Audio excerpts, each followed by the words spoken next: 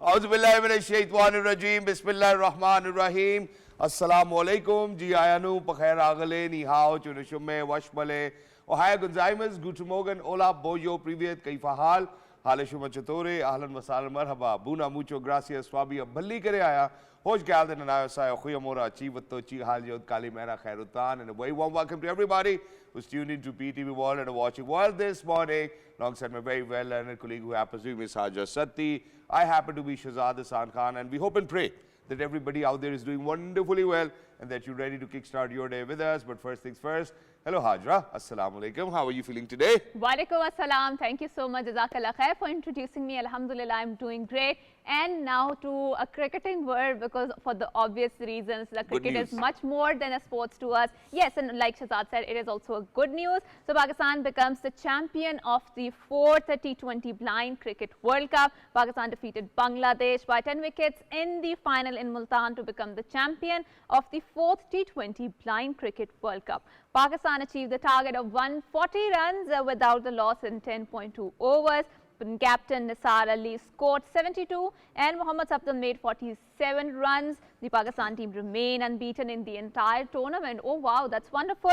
And the President and Prime Minister congratulated the blind cricket team at its securing and clinching the victory at the World Cup. Particularly. Exactly, and these are the visuals, ladies and gentlemen, where it's Pakistan blind cricket team making sure that they're going to become the world champions as well. Look at the glory that they have brought back to our country, our motherland, Pakistan, and the way that these phenomenal gentlemen, oh my God, look at that. You know, that's when you're ecstatic, you're happy, you're excited that you've actually done what you were supposed to do. So the champions, ladies and gentlemen, we really need to kind of thank them for making us, you know, the world champion in blind cricket as well. And that's exactly something that we hope from all the athletes, you know, for making sure that they bring back a lot of good name to our country. And that's exactly that we have seen. So finally, they are the champions as well. And not just that, if we are going to move on to the national squad as well, ladies and gentlemen, they've been doing phenomenally well. Absolutely. I'm really sorry that I have to always kind of give a recap as well. Now imagine that, you know, that the home series we played against England, the test series, we won that. Then we went to Australia, won the 3 one-day international series 2-1. Unfortunately lost the T21. Then we went to Zimbabwe, won the one-day international series, and now alhamdulillah we've clinched the series, but we still have one more match to go for the T20. So Pakistan crushed Zimbabwe by 10 wickets in the second T20 international in Bulawayo to take 2-0 unassailable lead in 3-match series. Sufyan Mukim was declared the best player of the match, and OMAR and Saim, you know, the opening partnership actually did the job for us as well. Sufyan Mukim certainly was that gentleman who's actually gotten 5 wickets as well. I've met Sufyan Mukim on the Karachi airport while he was leaving for Zimbabwe, and I actually said that, you know, that you really need to kind of adjust your line and length as well. We'll talk about it, ladies and gentlemen. We're very lucky that we've been joined by Kashif Majid. Kashif, assalamu alaikum. How are you feeling today? I'm upbeat, Zad, of course, winning all those series. It's been a sight we've been looking for, and let's hope that we will carry for a on longer period of time. Absolutely. So Kashif, please present your analysis of how was the match, what were the weak points, what are the strengths of Pakistan's cricket team, and how can our team perform better? I guess the strength is we are playing without Shaheen, Babar, Shadab, and everybody else who've been part of the Pakistan team, and we are still doing wonderfully well. The captain itself is the strength of the Pakistan team. I'm talking about Rizwan, and then of course Rahman Ali Agha. Most important thing is the way we are using the power play, the Saim Ayub's form, his performances, of course, of one of those levels we can talk about. So most probably there are youngsters kicking in, and they are finding it difficult that the seniors, we just got the seniors. Do we still remember Babar Azam?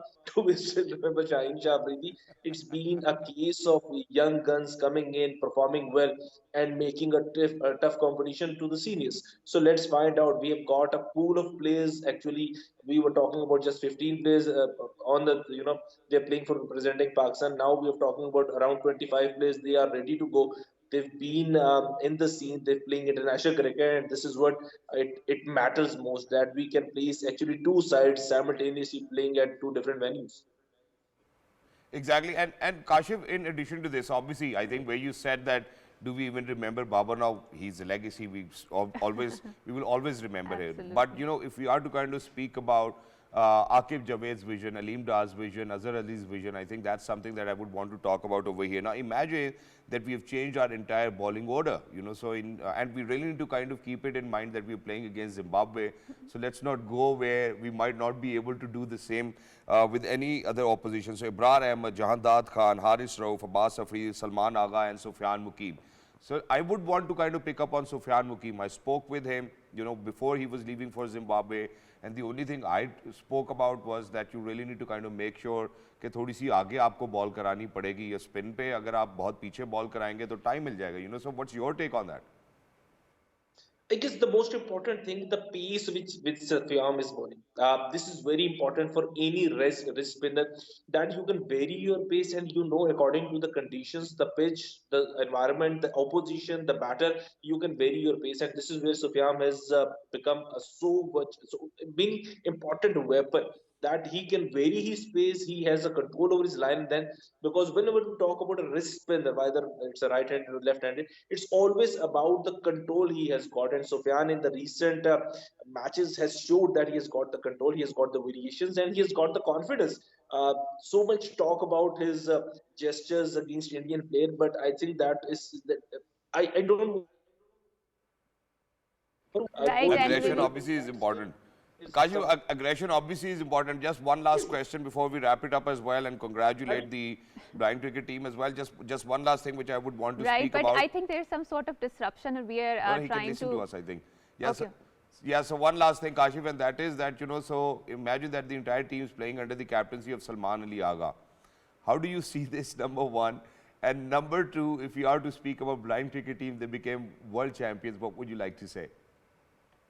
I guess talking about Salman Ali Agha, his captaincy test is still not there. We need a litmus test of Salman Ali Agha's captaincy when we find a tougher opposition or a tougher match. It's quite easy walk in the park for Salman Ali Agha. So let's hope that he can bring some good captaincy skills. Let's hope that he can bring his good game. He was considered as a utility player, and we haven't seen him as a batter in the recent few matches.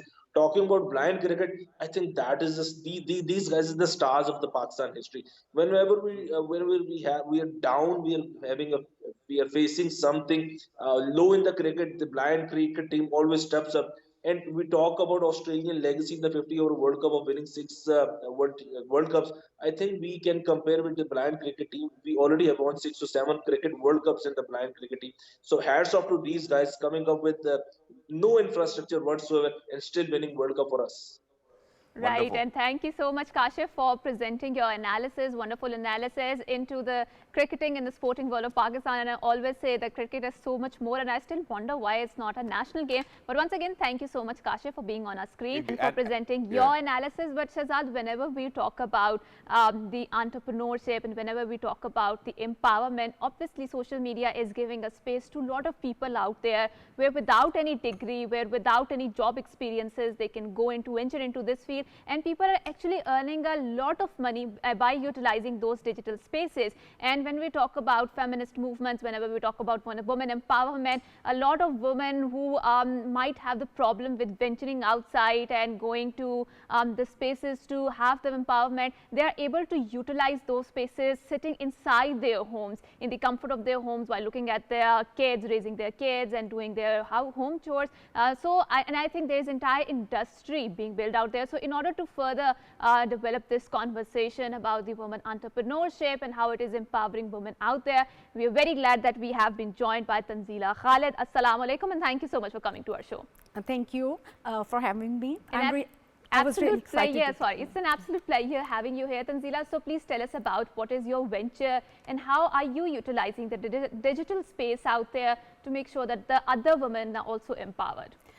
Well, I am a development sector professional. I have delivered many projects, but at the same time, there was a strong feel that I should start up some side hustle, some venture where I can earn money and contribute a significant amount of that money back to the society. Right. So last year there was a little slow pace at my part, so I started thinking on these ideas, and afterwards why don't we actually help other people as well? Well, while we are talking about it, I think that this one Instagram page that I went to as well, and it was the Wellness Lounge by TANZEELA Khan, and the products looked amazing as well. So if I am to ask you that any entrepreneur who's out there would certainly focus on their well-being first and then the well-being of other people. And for you as an entrepreneur who has just actually taken an initiative where you have your own wellness lounge, it's an online store and whatnot, you're already thinking about giving back to the society. Now that's something which is mind-boggling, so don't you think that isn't it essential for you to kind of develop your business first and then jump on to giving back to the society? Yeah, it's this. We are doing the same, the way you narrated. Like we have started this e-store in first instance. First of all, we searched the market. Like we developed this e-store because due to certain international happenings, a lot of people were boycotting the international brands and labels, and they were moving towards the local brands. Yep. So there was a space. I collaborated with one of my very good friend, and we both have co-founded this venture. So this is. Why isn't she here today? Yeah, she is home. The way Hajra said, like there are certain females who can't be out of home and they're busy into domestic. What's her name? That's She's like basically it's the Wellness Lounge by TK. This venture is Wellness Lounge by TK. I'm TANZEELA KHALID. She's Kamal Adnan. So this TK is TANZEELA Kamal basically. It's not TANZEELA KHALID. So Kamal, wherever you are, TANZEELA's over here. Big shout out to both of wonderful. you. That's wonderful. So now TANZEELA, now we move to a very important conversation that you talked about it, and which is the side kicks or side hustles, right? And it's getting very common. It's very popular. A lot of people are tuning into the social media. They are selling their digital products, and I think these digital products has a lot of potential in it, and they are the biggest market out there, and a lot of people are going there as a source for their income. So when you talk about the women empowerment in Pakistan, what are some of the challenges do you feel that we face as a woman, who can venture into the side hustle or the side kicks? Because apart from the digital connectivity issues, I think there are lots of other challenges in which you want from our platform to address. Please go ahead. Yeah.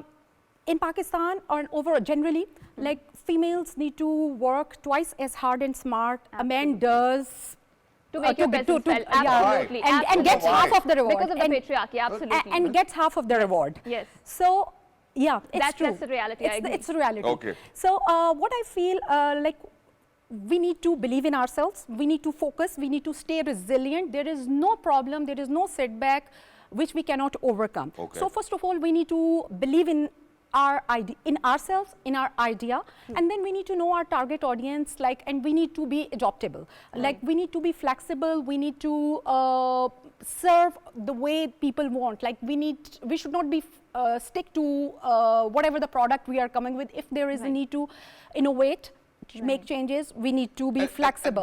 That's exactly one thing that that I learned at a very early stage of my life. So one of these amazing gentlemen, people know him as Crypto King, Waqar Zaka. He actually gave me this idea that okay, you produce one program.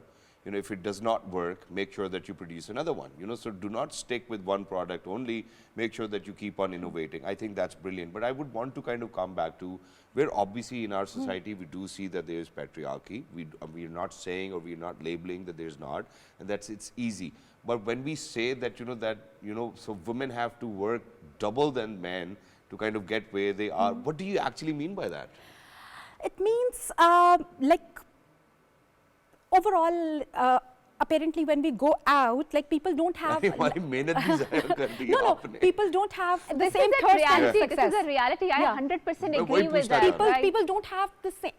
you can't do the business alone. There are a lot of stakeholders involved. Yeah. You need to interact with the people for the logistics, for the delivery, for supply chain, for a lot of, sometimes for marketing, a lot of things. You need to make a team to run no matter if it's an e-business. But the problem is, if you are running a business in Pakistani landscape, most of the time people don't have same thirst, same appetite of success you have. True. See, so yes, it can vary. Yeah. It can vary, but most of the time it's the case. And at the same time, what I feel. People all the time, that everybody's not giving their best. Yeah, they're not giving their best. There's also a pertinent approach that usually people want to be at the receiving end. They want to be at the receiving end, They rather just not be want, at the do giving not end. want the hard work to They put don't into want, it. they don't that's the want to opposite.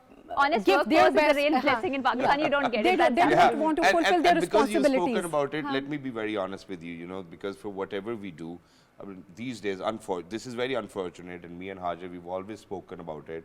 What happens is that whenever or whoever or whichever workforce you're going to hire, that's how the dilemma is with them. They won't work, they won't show up on time, they will take day offs, you know, unannounced, and you're like, okay, you know, what am I supposed to do now? So I'm here building a team, but the people are not willing to work as much as I am willing to work. But and I think jumping on this bandwagon in this wavelength of the conversation that we are having, Tanzeela, so we talked about some of the digital challenges, and I think you were very generalized about those challenges. But whenever we talk about women going into that digital spaces and utilizing it for their own benefit, what are some of the digital challenges that they can face on those digital spaces, which you might have experienced, you know, or women like you might have experienced on these spaces? So please go ahead and relate to us. To be honest,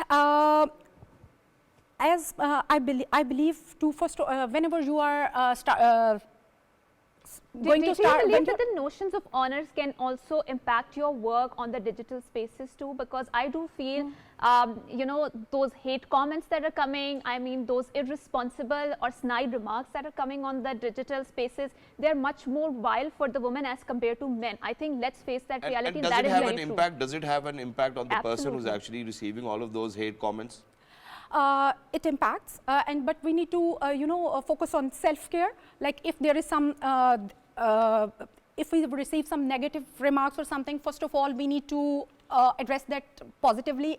There are chances, like the individual who is posting the negative remarks, like they might change their opinion with your positivity. But what I feel like, if they remain the same, like try to disconnect yourself from that situation, and if you feel like you need to, you can speak with the like-minded people. Like there should be some forums where the females should, you know, share and you their certainly ideas. get them on social media as well. But very quickly, before we wrap it up, Tanzeela and Kamal, you know, wherever you are, there's one last question, and that is that, alhamdulillah, you know, you've got a golden heart. What you trying to do is, while establishing your business, you want to give out trainings to women who want to start their own businesses and give them that ecosystem. How do you plan on doing that? For that, like our plan is, like this year we are generating money. We have engaged, whatever we are doing with time, we have engaged some resources. Like 85% of the resources we have are the females, from the packing girls to customers response, individuals who are handling the customer response or the digital media. Even we have engaged the bike riders, female bike riders in the big cities to deliver our products. In next year, by next mid-year, we are planning to start up the training sessions for the females, where you know, they can get the training how to start up the business, like from we would help them to refine their ideas and make them to the business modality. We need to we will tell them what are the authorities where they can go and register their, you know, and I think that will be wonderful. That will be wonderful, that you will actually give them a one-window solution where they just need to come to Tanzeela and Kamal, and it will all be sorted for them. But thank you so much for being with us. It was wonderful to be in conversation with you, and we certainly need more women like you to come over here and be an example and inspiration for everybody who's out there. So thank you so much, Tanzeela. Thank you so much, Kamal, and for everybody who's out there, ladies and gentlemen, we're heading out towards a short break. Once you guys will come back, we have some interesting guests to speak about something which I believe is closer to our hearts. Why? We'll share right after the break. Good morning.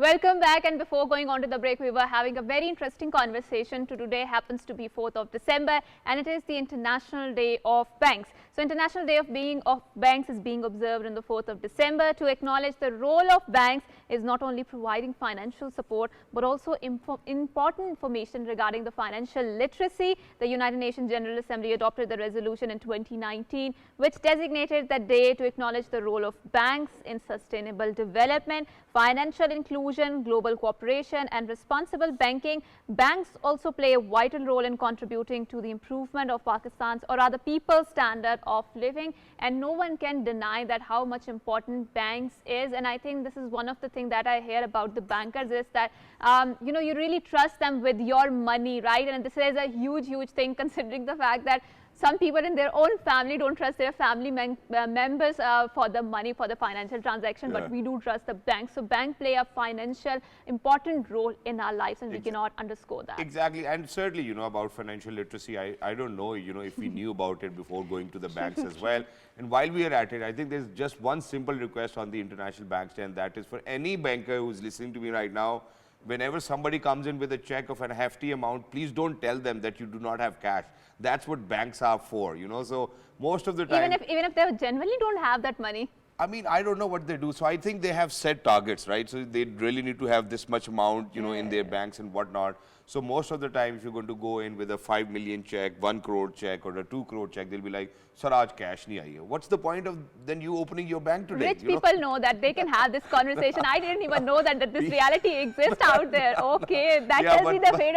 But this is a humble request to any banker who's out there. Please don't do that with your customers. And now, because you do know for a fact that I'm a cricketing fan, but ladies and gentlemen, one of the cricketing legends, you know, Sir Don Bradman, baggy green cap, sells for $250,000. Imagine. I mean, obviously, certainly, if you are to speak about Sir Don Bradman, that's certainly something which was expected as well. A cap donned by Australian cricket legend Sir Donald Bradman has been sold for $250,000 at an auction in Sydney. According to auction house Bonhams, the woolen baggy green was worn by Bradman in his last test series on home soil against India in 1947-48 season. The 77-year-old cap is sun-faded, shows signs of insect damage and has a torn beak. The bidding lasted 10 minutes, which pushed the price from a starting point of $160,000 to $250,000. After including the buyer's premium, the total cost went up to $310,000, even though that it was insect infected, it was sun faded, but not. I mean, fans of cricket anywhere. The only guy I remembered when I heard about this news was Dr. Noman Niaz, you know, because he's a collector himself. So, sir, if you're out there, you missed out on the cap. Right. And now moving on to another very interesting and important development, which is that a lot of us are very fond of sojourning or traveling around the world. And I always recommend solo travel once in a life because that really changes your relationship with your own self. So there's one Egyptian traveler sojourner. He's traveling from Egypt to Japan, and that too without any air flight. He is faring his way across the Japan, and he has landed in the southwestern city of Fukuoka in October and then meandered his way to Tokyo on November 7th, 247 days after leaving home. And this is a very international sojourn that he is having. So in order to further unfold the conversation and unwind what is happening, we are very glad that we have been joined by Umar Noak. Assalamu alaikum, Umar, and thank you so much for joining us all the way from the Taiwan. Wa alaikum assalam. Thank you for having me, and good morning. Umar, so how was your sojourn? It's a pleasure having you, and what did you learn? Because I think you are traveling alone. I do believe that. If it's a misperception, please do correct out there. And how has the relationship with yourself changed in this entire sojourn? Indeed, I am traveling on my own, yes, solo. And I think what changed the most is that I became more positive mindset, actually. So now I think of situations, if I'm put in any circumstance or situation, now I think of it with a mindset of it's either a good outcome or a good story. Now, just because of all the... Go ahead. Yeah. So, Umar, I was going through, you know, what you've actually sent to me or sent to our team. You know, so you wrote that, you know, that when you were about to leave for this journey of yours, where you certainly decided that you're not going to fly by air no matter what, your father kind of pushed you and you were a little scared. Please take us through that story, and how did you come across this idea that this is something that I would want to do? And with all the attention that you're getting now, how do you think that you will unfold it in years to come? Yeah, so I came up with the idea because without So flying is about point A and point B, and it skips everything in the middle. And I'm the kind of person who wants to see the world, wants to see as much as the world has to offer. And not flying allows you to do that. You see more places on the way, you get more experiences on the way, you meet more people. So it's not a shortcut, and you take your time in exploring every place. And then that's how I came up with it. I have never been east of Egypt. And then I thought, okay, let me make a challenge out of it. So I chose Japan, being the farthest Asian country to the east. So I made the Right. challenge out of it.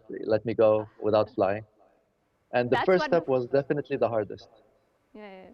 Go Go ahead. ahead, go ahead. So, Umar, you belong to Egypt. Egypt has a very ancient civilization. It has a very rich, I would say, historical significance. And so, why did you, number one, chose Tokyo as your closing point for this entire sojourn? And tell us, what did you learn about, the two civilizational history? Because I do believe that Tokyo or Japan is also a very ancient civilization. Yes, correct. So I chose Japan because it's the farthest Asian country to the east, and I'm starting from Egypt, which is also where Asia begins in the west. It begins in Sinai. So I thought, oh, it would be cool crossing the biggest continent almost end to end without flying. And also because, coming back to your point of Tokyo and Japan, from when I was a kid in Egypt, we have a saying in Arabic. It's called the planet of Japan. We always like say it normally within conversation, like the planet of Japan, the planet of Japan. And ever since I was a kid, I've been hearing that. So even before loving to travel or knowing what travel is, I already was intrigued to go to Japan because we call it like that just because of how different it is in terms of culture and Ex- technology and all that. Yeah, exactly, and with I guess that that their economy is actually weakening. A lot of people are actually visiting Japan. It's a record over there. But there's an interesting bit to it as well. Now imagine that you wrote that I do not want to miss anything in between. So but if you are to speak about in between, you might have come across so many people. You might have come across different nationalities, people from different race, different color. So, give us that, that's something which will be beneficial for all of us, who are out there, because we will always have assumptions before traveling. Or I don't know how people in Iran would be, or I don't know how people in Saudi would be, or I don't know how people would In Taiwan would be. in Taiwan would be. Right. Yes, definitely there were, especially within the family, there were like questions of Omar, why, how come are you going through Iran? Don't you see the news? Or how come you're going through Afghanistan? Especially my mom, of course, worried a lot. But the reality, it was very interesting for me, and I think for many people who were seeing the journey online, Right. the reality on the ground, the normal day-to-day people, let's say, or regular people, everyone is just, I think, kind by heart. And this region of the world, especially Iran, Central Asia, including Pakistan, I think, also from everything I hear about traveling there, there's a big culture of hospitality in that region of the world. It's like a Thank you so code much. in the culture. Yeah, thank you so I much for have saying not, I that. Right. have not had, I have not had the honor to go through Pakistan this time. Hopefully another time. But every single person I know that traveled there tells me the same. And we would be really, really glad to host you, Umar. So I read across this very famous quote by Pakistani traveler sojourner Mustasar Hussain Tar, and he used to say that the best thing about traveling is that you get to know the best of the people, and when it's time to know their shortcomings, you depart because you are on the traveling journey. So can you relate to this anecdote in your personal experience from your sojourn from the Egypt towards the Taiwan, Tokyo, and then coming back? How is your experience? Yeah, I've been really overwhelmed by how many people helped me along the way. Seriously, like the people who hosted me in their homes, fed me, just showed me around, or helped me get on the next transport or find my way. Really been overwhelmed. I thought that I had seen in some places that I went to before, maybe I have seen the, let's say, the best of hospitality, but then until I came to Central Asia, and then it was on a completely different level. And I think that was actually the thing that stood out for me the most on this journey is actually the people, everyone that helped me along the way. Wonderful. That's wonderful, Umar. And I also believe that you went to Saudi Arabia. How was your spiritual journey there? Because a lot of people, obviously we are Muslims, whoever go there to offer their religious rituals there, they do always explain that it's a very life-changing journey. So how was your sojourn to Saudi Arabia to, I believe performing the Umrah, right? Yep. Yes, correct. I did a little bit of a detour. If you check the map, it was a bit out of the way, but I made the detour to go pass by Mecca, do Umrah. I actually hitchhiked to Mecca, which was, I guess, interesting. I never thought I would be doing that. But yeah, definitely a very special night. I had to go during the night just because it's very busy during the day and hot as well. Saudi Arabia is hot, even though it was February. But definitely a very powerful experience, I think, even given how many people around you are exactly there for the same exact reason as well. That adds a lot, another layer to how powerful and enriching the experience is. Right, right. And thank you so much, Umar, for explaining your entire journey. Just one last question Sure, that I sure. would wanted to ask over here, Umar, and that is that, obviously when we think about traveling to these many countries, the visas and whatnot, it's a big hassle. And not just that, I think obviously for us Pakistanis, when we go to the currency exchange, the exchange rate's too high as well. How many dollars have you spent so far? How many you're looking at that you will have to spend to make sure that you reach Japan in time? And will you be traveling back by air as well, or do you think that you will get the same journey back? So the budget, it was more or less on the long term, I think around 20 US dollars a day, more or less. I'm a budget traveler, so I eat street food. I sleep in dormitories with other people, like 7 other people in the room or something. Sometimes I camp, so that all helps to keep the budget a little bit down and help keep me travel for longer. That's actually my main And did you come priority. across the love of your life as well? Maybe, maybe not. I can keep this one private. Okay. But Okay, coming that's back, I will be wonderful. coming back by air, actually. Yeah. Right. That's And true. what is But the I do have, one? Sure, sure. Go ahead, ahead. please. I do What have is one a next relatable project memory bigger that in you would mind. like to tell us over in this entire sojourn? Something that really changed you and you would like to share with the audiences out there, especially for Pakistani speaking people, Urdu speaking people, sorry. Yeah, I think the big lesson learned and the most important message I like to share from this journey is not about me personally, but actually about the people. I think it helped open the eyes of many people following the journey, realize that there are good people everywhere. And no matter how different we are culturally, spiritually, from our backgrounds, we can be very different. But at the end of the day, we all share very strong human connections. And yeah, that should not be, let's say, clouded by politics and things like that. At the end of the day, when it comes down to it, we have more in common as a species than we have differences. So I think we should all try to focus on what unites us rather than what divides us. Absolutely, and thank you so much for these wonderful concluding remarks, and I totally understand, endorse what you are saying. And I think one thing that traveling or understanding other people teaches us that we can always break these stereotypes, those shackles which confine us, which enchain us to very regressive sort of a thinking. And whenever you meet out there, whenever you are humanizing other person out there, you get to know that, wow, that person, another person is also a human, and we are all bonded by the nature of love that exists deep inside us. So we will move on to our next segment, which is something that Shahzad and I have advocated. We are very passionate about it, and it is regarding the field of medicine and obviously the antimicrobial resistance which is cropping up across the world. Why is that phenomena happening, and are we creating that monster inside our clinics, inside our houses through self-medication? We have the experts in the studio who are going to answer the question regarding the antimicrobial resistance. I'm very glad I have been joined by Dr. Abdul Rahman. Assalamu alaikum, and thank you so much, Dr. Sir, for coming here. Wonderful to have you, sir, over here alongside Dr. Abdul Rahman. Ladies and gentlemen, we're very lucky that we've been joined by Dr. FAYAZ, public health specialist. Assalamu alaikum, sir. Thank you so much for joining us. Wonderful to have you over here. And it's great because I myself happen to be an ambassador. I keep on mentioning for the antimicrobial resistance. It's a UN agency which is actually working on that as well. But to get started with it, sir, why do you think that it took us so many years to kind of come down to a point where now today we're talking about antimicrobial resistance? It existed already, probably even in 2000s, because every time we went to a doctor, the doctor would always have a very simple solution for us. Antibiotic khalo, 1 gram di le lo, 500 gram di le lo. Ji sir, let's get started. So the issue of antibiotics, very interestingly, the first antibiotic was invented by Sir Alexander Fleming, and he received a Nobel Prize in 1954. That time he mentioned that if we misuse it, it's very easy to have resistance to penicillin in the laboratory. It's very easy for human bodies to have it. what I will say, it's not an issue for Pakistan only, it's a global issue.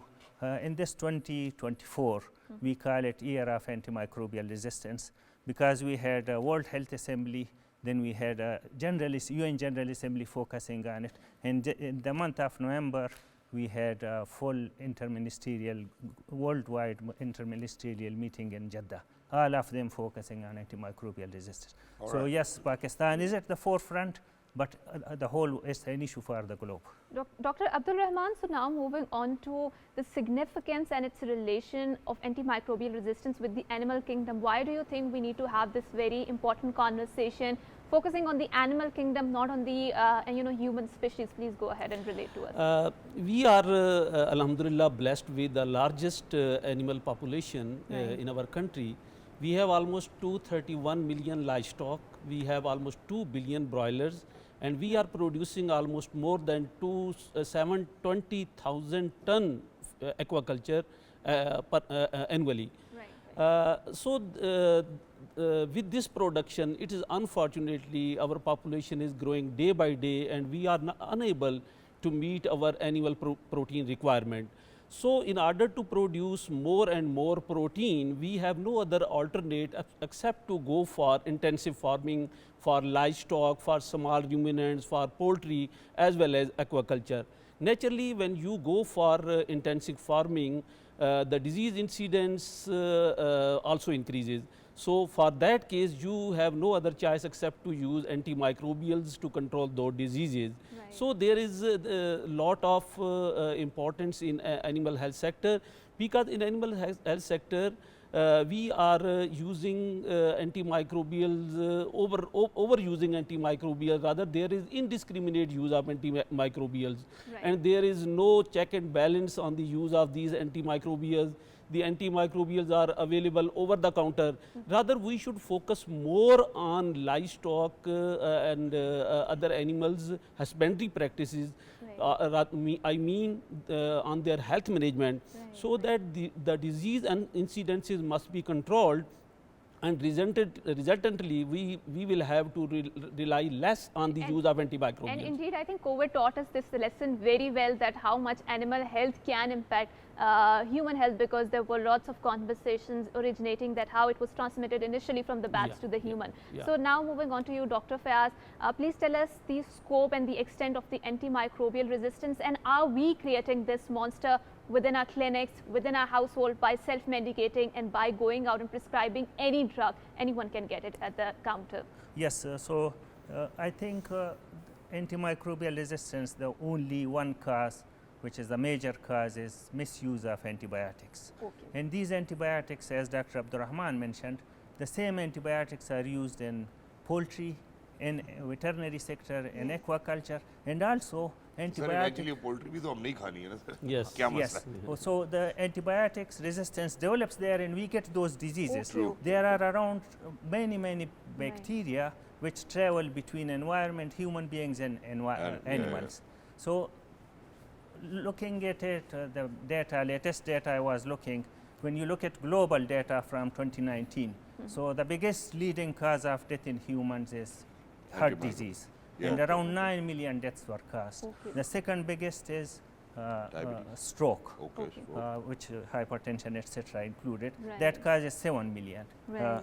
And interestingly, antimicrobial resistance in 2019 caused 5 million deaths. So put it in perspective, HIV, AIDS, and malaria, both of them cause around 1 million combined. Exactly, which is why there's one more interesting aspect that I would want to touch upon as well, and I'm going to come on to you, Dr. Saab. Now, Dr. Saab, if we are to kind of explain it to our audiences today, what antimicrobial resistance is, for layman understanding, it's like the antibiotics stop working on you. Is it the only case, or do you think that there are multiple branches or facets to it? Actually, that you stop responding to any other treatments then? Actually, microbes are pathogens, these are living things. And as Dr. Fayaz had already mentioned, that when first time penicillin was invented, Dr. Alexander Fleming himself told that these organisms will develop resistance against these antimicrobials. and it is very unfortunate on account of our use of overuse of antimicrobials, or rather indiscriminate use of antimicrobials. The situation at the moment is that more than 60 or 70% antimicrobials are going resistant.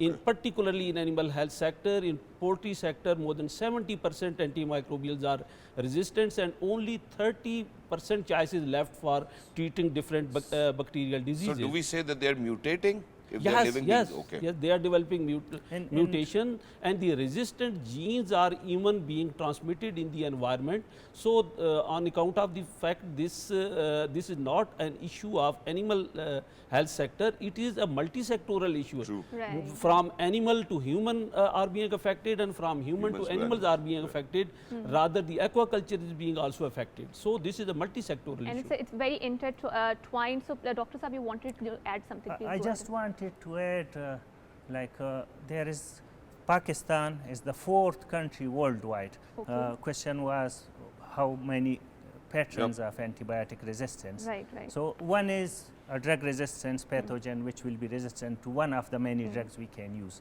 Then we have MDR, multi-drug resistance pathogen, which Right. will be resistant to many drugs. Then we have XDR, which is extensively drug resistance. Still Right. we have some options. And the last stage is pan-drug resistance, which Right. means they are not responding to any available drug. Okay. And consider someone having an infection where none of the available drugs work on them. So doctors and the whole, you can imagine the scenario. But- Pakistan is the 4th country with XDR TB. But Dr. Saab, Right. there are multiple issues to it. Now imagine that unfortunately, see, you know, ever since that we started to grow up, alhamdulillah, in Islamabad, every time we went to the doctor, see, this is winter season, you know, everybody's going to get cold, everybody's going to get virals, and no matter what happens, the doctor will be like, aapko viral ho gaya. Now nobody would know what that viral is, so first of all. Nobody's going to get that tested, and the only medication that they will prescribe is probably an augmented. I'm sorry that I'm saying that, but I have to, you know, kind of for the awareness of the people.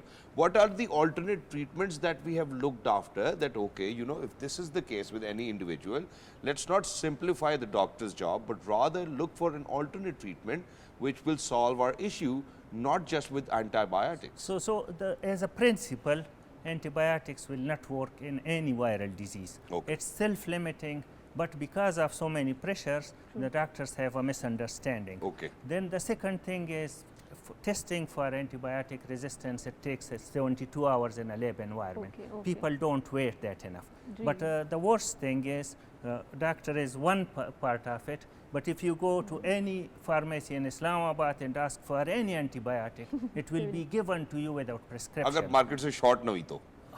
Provided. Imagine that antibiotics get short. You know, you do not even get them when you need them as well. So imagine that's how much antibiotics are being consumed. And that's very terrifying. So, Dr. Abdul Rahman, now coming to you. So, how can we curb this antimicrobial resistance? And what are the public messages that, as a doctors, you both would like to say out first your turn, and then And we the will role of move on. government as well. The important thing is that we will have to create awareness, not only for the professional personnel, but also for the public as well as the farmers. Absolutely. With the awareness, we can't move ahead. Absolutely. The second thing is where government sector as well as private sector, they can come together, that they will have to enhance the capacity of their laboratories as well as their human resource. So Fleming Fund is going to support public sector laboratories as well as private sector laboratories for capacity building in terms of HR as well as their laboratory infrastructure. Right. We are providing them all necessary basic training facilities. We are also providing them all necessary equipment as well as the consumable for immediate diagnosis of different pathogens and their antimicrobial susceptibility testing.